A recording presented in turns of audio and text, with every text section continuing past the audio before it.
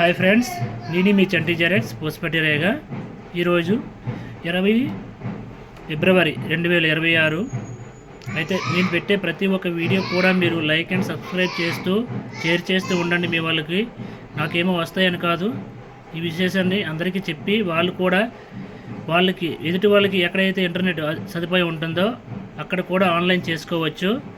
అయితే నేను పెట్టే ప్రతి ఒక్క ఆన్లైన్ అప్లికేషన్ కూడా తల్లిదండ్రులు లేని పిల్లలకు ఫ్రీగా ఆన్లైన్ చేస్తాను.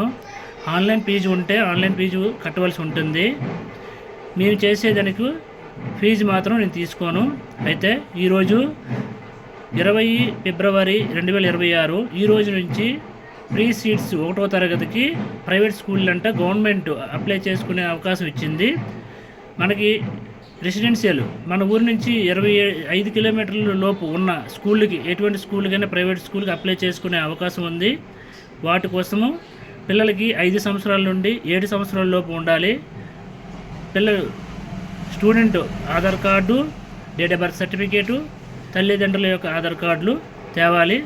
వాళ్ళకి 5 కిలోమీటర్లకు మించి ఉంటే దగ్గరలో ఉన్న వాళ్ళ పేరెంట్స్, వాళ్ళ రిలేటివ్ 5 కిలోమీటర్లు ఎవరైతే ఉంటారో వాళ్ళ ఆధార్ కార్డు ద్వారా అప్లై చేసుకోవచ్చు. వాళ్ళ యొక్క రెసిడెన్సీ నుండి 5 కిలోమీటర్లు ఉండాలి. మీ ఏ స్కూల్కి అయితే అప్లై చేస్తామో ఆ స్కూల్కి. వాటి కోసం Aadhaar cards, next student date of birth, student Aadhaar card, parents Aadhaar కార్డులు, గార్డియన్ ఉంటే గార్డియన్ ఆధార్ కార్డులు కూడా తెస్తే ఆన్లైన్ చేస్తాము. నెక్స్ట్ ఏపీఆర్జేసి, ఏపీఆర్డిసి, ఏపీఆర్ఎస్ అంటే 5th క్లాస్ నుండి 10th వరకు, ప్లస్ ఇంకా ఇంటర్మీడియట్ ఏపీఆర్జేసి వాళ్ళకి ఫ్రీ స్కూల్స్ అండ్ హాస్టల్ కూడా ఉంటుంది. డిగ్రీ వాళ్ళకి ఏపీఆర్డిసి వాళ్ళకి కూడా స్కూల్ అండ్ హాస్టల్ కూడా ఉంటుంది. కాలేజ్ ఫీజు కూడా ఉండదు, ఫ్రీ సీట్స్ అవి.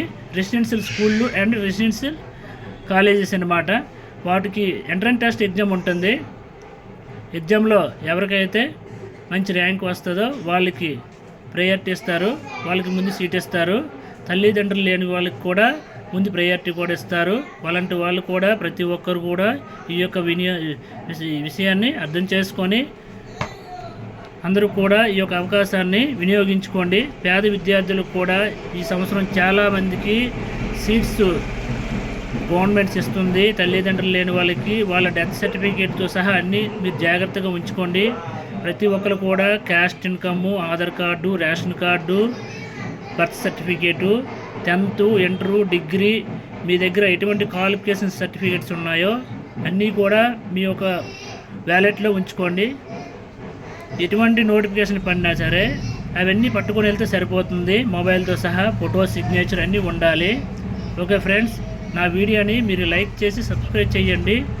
నా కోసం కాకపోయినా ఇతరుల కోసం షేర్ చేస్తూ ఉండండి. వాళ్ళు ఈ విషయాన్ని తెలుసుకొని వాళ్ళ దగ్గరలో ఉన్న ఆన్లైన్ సెంటర్కి వెళ్ళి ఆన్లైన్ చేసుకుంటారు. మన వల్ల వాళ్ళకి చిన్న హెల్ప్ జరుగుతుందన్నమాట. All the best friends.